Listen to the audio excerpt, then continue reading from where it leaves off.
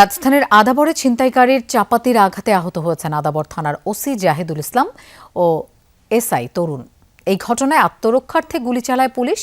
গুলিবিদ্ধ হয় দুই ছিনতাইকারী, পরে আটক করা হয় 4 জনকে। এর আগে আদাবরের ডেল্টা গার্মেন্টসের পেছনে এক বিকাশ এজেন্টের দোকানে চাপাতি ঠেকিয়ে ছিনতাইয়ের ঘটনা ঘটে। খবর পেয়ে অভিযানে যায় পুলিশ। সেখানে ছিনতাইকারীরা পুলিশের উপর উল্টো হামলা চালায়। সে সময় আহত হন ওসি ও এসআই।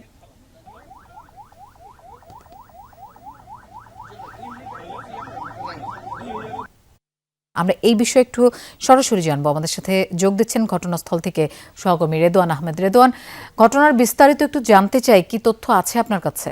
লোপা, মূলত আদাবরের একটি ফ্লেক্সিলোডের দোকানে সকাল 10:30টার দিকে ছিনতাইয়ের ঘটনা ঘটে এবং তারপরই যখন অস্ত্র দেখিয়ে সেই দোকানে ছিনতাই করা হয়, তৎক্ষণাৎ পুলিশ তার অ্যাকশনে যায় এবং সেখান থেকেই কিন্তু এই আসামিদের চিহ্নিত করা হয় যে তারা কোন এলাকায় পালিয়েছে। আদাবরের ঠিক গার্মেন্টসের পেছনের এই এলাকাটিতে যখন পুলিশ আসে আসামিদের ধরার জন্য অভিযানে, তখনই ওসি এবং এসআই তরুণ সহ বেশ কয়েকজন আহত হয়েছেন। পাশাপাশি তারা যেটি বলছিলেন যে তাদের আত্মরক্ষার স্বার্থে তারা গুলি চালিয়েছেন এবং আদাবরের এই ঘটনায় কিন্তু এখনও এই এলাকাটিতে রয়েছে পুলিশ সদস্যরা। আমরা চেষ্টা করব একজন পুলিশ সদস্যের সাথে কথা বলতে।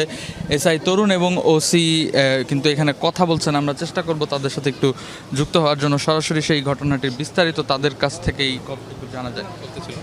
তো বিভিন্ন কারণেই তো আমাদের আসলে পুলিশিংটা একটু রিঅর্গানাইজ করার জন্য যে আমাদের যে সময়টা লাগে, সেই সময়ের সুযোগে তারা যে প্র্যাকটিসটা করছে, তারা যে এইটা করছে, এলাকায় একটা আধিপত্য বিস্তার করছে। তো আমি মনে করি বাংলাদেশ পুলিশ এখন শতভাগ সক্ষম এবং এ সমস্ত বিষয় আমাদের নির্মূল করতে আমাদের খুব বেশি সময় লাগবে না। এবং আদাবরবাসী, মোহাম্মদবারবাসী তুমি বলবো যে কোনোভাবেই কোনো আতঙ্কিত হওয়ার দরকার নেই। আমরা খুব কম সময়ের ভিতরে ইনশাল্লাহ আদাবর মোহাম্মদপুরকে আমি নিরাপদ করবো ইনশাল্লাহ। কোন ঘটনার প্রেক্ষিতে মূলত আজকে এখানে এই ঘটনাটি ঘটেছে? ঘটনা তো এই সেকেট্যাক 7 নম্বরে ওখানে একটা বিকাশের দোকানে ছিনতাইয়ের ঘটনা ঘটে।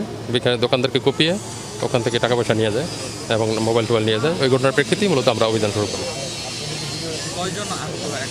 এখানে আটক আছে 4 জন, আহত 2 জন, 4 জন আটক হয়েছে। গুলিবিদ্ধ 2 জন আর 2 জন সামান্য আহত। গুলিবিদ্ধ রুবেল এবং আমিন।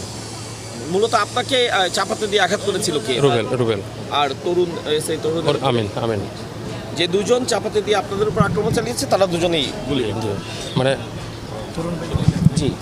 লোপা, শুনছিলাম যে মূলত যেই 2 জন আসামি রুবেল, যারা সরাসরি ওসির দেখতে পাচ্ছি আমরা তার হাতে আহত ক্ষত চিহ্ন এখনও রয়ে গেছে, তাদের 2 জনকেই কিন্তু এই আহত করা চাপাতি দিয়ে আঘাত করা হয়েছে। আমরা কথা বলতে চাই এসআই তরুণের সাথে, যিনি তার হাতে দেখতে পাচ্ছে যে ক্ষত চিহ্ন, তারকেও কিন্তু আসামিরা কুপিয়ে জখম করেছে। আমরা একটু শুনতে চাই তার মুখ থেকে কি বলেন। সেক্ষেত্রে আদাবর থানার 10:42 সেক্ষেত্রেকের 7 নম্বর ব্রিজের পাশে একটা বিকাশের দোকানদারকে কুপিয়ে তার টাকা পয়সা এবং মোবাইল ফোন এটা ওরা ছিনতাইকারীরা নিয়ে যায়।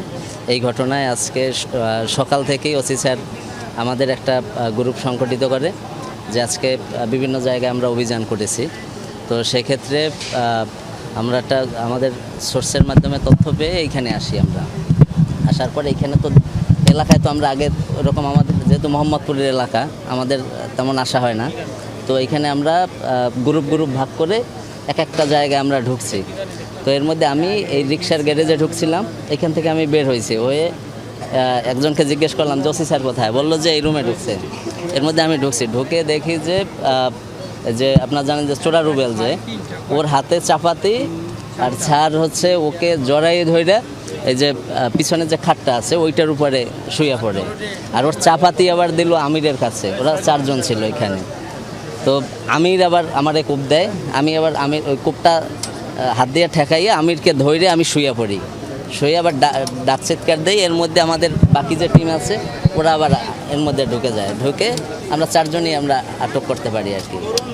গুলির তো আমরা শুনছিলাম এসআই তরুণের কাছ থেকে সেই ভয়াবহ ঘটনাটি। আমরা একটু দেখাতে চাই যে কোন রুমটিতে আসলে এইরকম ঘটনাটি ঘটে। মূলত সন্ত্রাসীর যে দুর্বৃত্তরা তারা মূলত এই কক্ষটিতে অবস্থান করছিলেন এবং এই যে সেই খাটটির কথা বলছিলেন এসআই তরুণ, ঠিক এই জায়গাটিতেই কিন্তু তাদের সাথে ধস্তাধস্তি হয় এবং এক পর্যায়ে তাদেরকে ছুরি দিয়ে আঘাত করা হয় এসআই তরুণ এবং ওসিকে। এবং ঠিক আমরা যদি আরেকটু ভেতরে দেখাতে চাই যে এই রুমটির ভেতর দিয়ে কিন্তু একটি খালি জায়গা রয়েছে, যেখানে একটি পরিত্যক্ত জায়গা বলা যায়। এই জায়গাটিতে মূলত তাদেরকে পুলিশ সহ বাকি যারা ছিল সবাই এসআই এই রুমটির ভিতরে প্রবেশ করার পর কিন্তু তাদের এই জায়গাটিতেই তারা গুলিবিদ্ধ হয়েছে বলে আমরা পুলিশের কাছ থেকে জানতে পেরেছি। এবং এইখানটাতেই মূলত তারা নানা রকম অপকর্ম চালাতেন এবং এই কক্ষগুলো যেহেতু পরিত্যক্ত ভবন এবং নির্মাণাধীন ভবন বলা যায়, এই জন্য এই জায়গাটি খালি করা হয়েছে এমনটি বোঝা যাচ্ছে এখন পর্যন্ত। এবং এই রুমের মধ্যেই তারা অবস্থান করতো। মূলত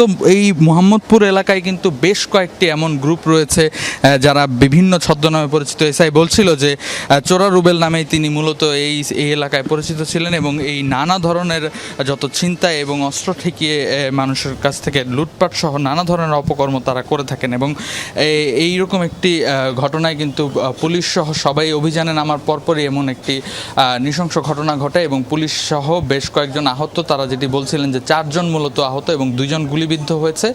পুলিশের উপর যখন তারা আক্রমণ করে, পুলিশ কিন্তু নিজের আত্মরক্ষার স্বার্থেই গুলি করেছে বলে জানাচ্ছিলেন তারা। রেদওয়ান, আপনাকে ধন্যবাদ আমাদের সাথে যোগ দেওয়ার জন্য।